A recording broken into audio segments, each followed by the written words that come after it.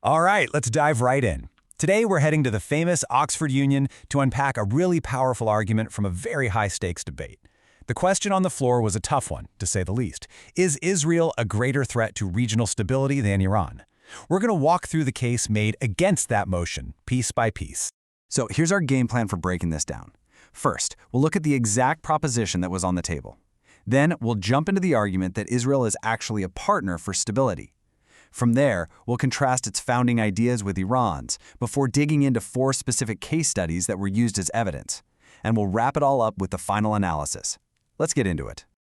Okay, first things first. You know, in any debate, the precise wording of the motion is everything. And this one? Well, it was practically designed to be explosive. This House believes Israel is a greater threat to regional stability than Iran. So that was the motion. We're going to focus on the argument put forward by one of the speakers, Hillel Neuer, who basically called this whole idea a complete inversion of reality. Let's dig in and see exactly why he said that.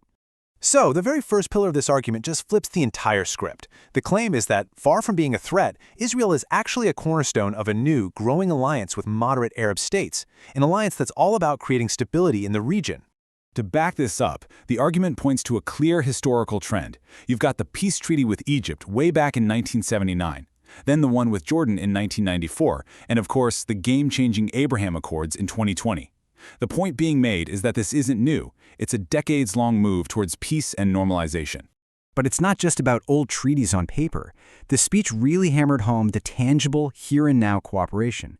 We're talking about huge economic deals, like gas and water, that are vital to these countries. And then it gets even more pointed, citing alleged Hamas meeting minutes that suggest the whole point of the October 7th attack was to blow up a looming deal between Saudi Arabia and Israel. And maybe the most dramatic piece of evidence presented, the claim that Arab countries like Jordan and Saudi Arabia actually helped shoot down Iranian missiles that were heading for Israel. Okay, so after making the case for this new alliance, the argument takes a really sharp turn. It pivots from geopolitics to ideology. The goal here was to contrast the fundamental core principles of both Israel and the Islamic Republic of Iran, arguing their missions have been polar opposites from day one. And wow, this slide really just lays that contrast bare, doesn't it? On one side, you have Israel's founding document from 1948, talking about extending a hand in an offer of peace, and on the other, a famous quote from Ayatollah Khomeini in 1980, promising to export our revolution to the whole world. This clash is absolutely central to the whole argument, framing one state as seeking cooperation and the other as actively seeking to spread chaos. So, from ideology, the argument moves to action. It's not enough to talk about what you believe, it's about what you do. And here, the speaker lays out what he calls a trail of destabilization, going country by country to build the case that Iran has been a profoundly negative force across the region. First stop on this tour, Yemen, a country, as we all know, that's been absolutely torn to pieces by a brutal civil war for years now. The argument here is pretty direct, that Iran armed, trained, and essentially created the Houthi rebels as a fighting force. And according to the speech, that support is what directly led to the collapse of the Yemeni state, a horrific humanitarian crisis, and of course the attacks on global shipping that we've all been watching. Okay, next up, the argument moves north to Lebanon, a nation that was once called the Paris of the Middle East, but is now in a state of complete and utter economic freefall. Here the focus is squarely on Iran's most successful and powerful proxy, Hezbollah.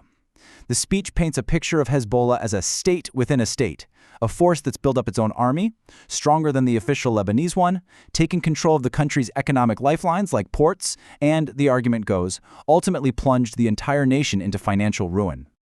The third case study is Syria, the scene of one of the most brutal and complicated civil wars of the 21st century. The argument here is that back in 2011, when Iran's key ally, the Assad regime, was on the brink of total collapse, Iran intervened massively.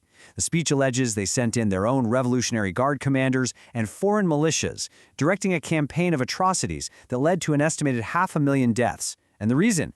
To save their client state and turn Syria into a forward base right on Israel's border. And the final stop on this so-called trail of destabilization is the small, densely populated coastal strip of Gaza. So finally, the argument turns to Gaza. It claims that Iranian funding and training are what transformed Hamas into what it is today, turning a place that could have been a prosperous spot on the sea into a fortified military outpost. And yes, the speech makes a direct, unambiguous line from that Iranian support to the October 7th massacre, framing it as the tragic result of Iran's strategy in Gaza. All right, so after laying out that case, country by country, the argument then zooms out. It broadens the scope beyond just the Middle East to look at Iran's alleged actions on the global stage, and, just as crucially, how the regime treats its own people at home. This part of the speech highlights something the speaker calls transnational repression. It's a chilling idea. He cites specific, alleged examples, like assassination plots targeting activists in the US and the UK, and of course, the infamous fatwa, the religious death sentence issued against author Salman Rushdie. The point is to argue that the regime's efforts to silence dissent aren't confined by its borders. And to show what's happening inside Iran, the argument presents this one, staggering number, 20,000. That's the estimated number of people arrested during the massive Women, Life, Freedom protests back in 2022. And then there's this number, 551. That's the number of protesters, including dozens of children, who were reportedly killed. The speaker then creates this really sharp contrast between that brutal crackdown and the huge, routine anti-government protests in Israel, which he cheekily calls a national pastime, to make a point about how differently the two states respond to dissent. So, after laying out all those pieces, the alliances, the ideology, the country-by-country breakdown, and the global context, how does the speaker tie it all together? Let's get to the final conclusion of his argument.